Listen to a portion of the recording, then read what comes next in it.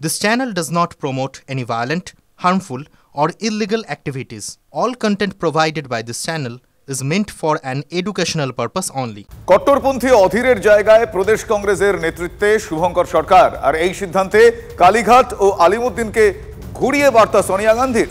জল্পনা রাজনৈতিক মহলে নিজেকে শক্তিশালী করে অন্যেরও হাত ধরা যায়, অসুবিধা কোথায়? তৃণমূল ভুল করলে বিরোধিতা, ভালো করলে সমর্থন। প্রদেশ সভাপতির দায়িত্ব নিয়ে ইঙ্গিতপূর্ণ বার্তা দিলেন শুভঙ্কর সরকার। যে 1.5 বছর পর 2026 এই মুহূর্তে কংগ্রেস পার্টি প্রায় একেবারে কোণঠাসা অবস্থায় বাংলায়, সেই সময় দাঁড়িয়ে প্রদেশ কংগ্রেস সভাপতি কাঁটার মুকুট হয়ে গেল না?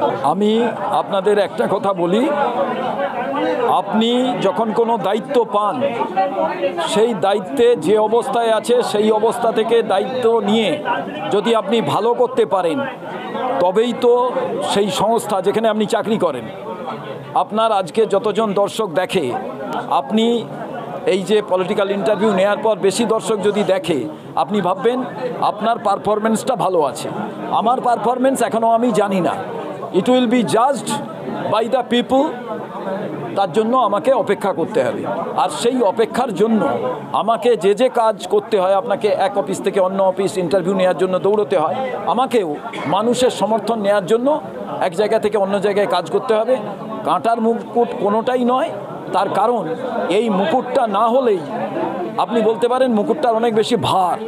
এই ভারী মুকুটটা পরে আমি আমার আগে যারা ছিলেন আজ পর্যন্ত, তারা যে ভালো কাজ করে গেছে, সেই কাজটা যাতে আমি সঠিকভাবে রক্ষা করতে পারি। শুভঙ্কর সরকারের নাম প্রদেশ কংগ্রেস সভাপতি হিসেবে ঘোষণার পরই একটা ন্যারেটিভ বা একটা চর্চা হচ্ছে যে অধীর রঞ্জন চৌধুরী কংগ্রেস এবং তৃণমূল কংগ্রেস সমঝোতার ক্ষেত্রে একটা বড় কাঁটা ছিলেন। তাই এই চরমপন্থী মুখকে সরিয়ে একটা ব্যালেন্সড মুখ শুভঙ্কর সরকারকে আনা হলো আগামী দিনে তৃণমূল কংগ্রেস এবং কংগ্রেসের জোটের রাস্তা মসৃণ করবার জন্য, তাই কি?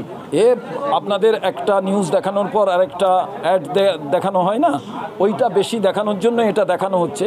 আমাকে দিল্লি এই কথা বলেনি কোথাও যে তুমি এখানে সফট হও, এখানে হার্ড হও।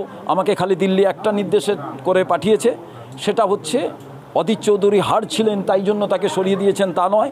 5 বছর অন্তর আমাদের নিয়ম প্রদেশ সভাপতি সরবে, সেই কারণে আমাকে সে জায়গায় নিযুক্ত করেছে, অধীর চৌধুরীকে সরিয়েছেন। কিন্তু আমাকে একটা কথাই বলা হয়েছে, কংগ্রেসকে শক্তিশালী করতে। এবং আপনারা প্রত্যেকেই ডাক্তারের কাছে যান, ডাক্তার বলবে শরীরটা যদি ঠিক থাকে তাহলে দেখবেন ভাইরাস আক্রমণ করবে না, বেশি ওষুধ খেতে হবে না। আমার শরীরটা কংগ্রেসের আমি ঠিক করতে চাইছি। হ্যাঁ, কেন হবে না? ছোট ভাইয়ের মতন কালকে আমাকে ফোন করেছিল, বলেছি অভিনন্দন জানিস। চলবে, ভালোই তো, সেটাই তো হওয়া উচিত। বামেদের সঙ্গে সম্পর্ক বা জোটের ক্ষেত্রে আপনার একটা ভালো ভূমিকা ছিল, সেই সম্পর্কটা এখন কি হবে? এখন থেকে ফোরকাস্ট কী করে করবো আমি? বামেদের সঙ্গে আমার খুব ভালো সম্পর্ক আছে এখনো। শুভঙ্কর দীর্ঘদিন তো অবিভক্ত কংগ্রেসেও ছাত্র রাজনীতি করেছে, যুব রাজনীতি করেছে, দিল্লির বিভিন্ন পদে ছিলেন। এবং মমতা বন্দ্যোপাধ্যায় এই যে প্রবল উত্থান, গণ আন্দোলন, পরিবর্তনের নেতৃত্ব দেয়া মুখ্যমন্ত্রী, এবং শুভঙ্করও জানেন সারা বাংলার কত রাজ্যের থেকে আজ পশ্চিমবঙ্গ ভালো জায়গায় আছে, উন্নয়ন ভালো হচ্ছে। এটা এআইসিসির বিদায়ী সম্পাদক হিসেবে সেগুলো শুভঙ্কর জানেন।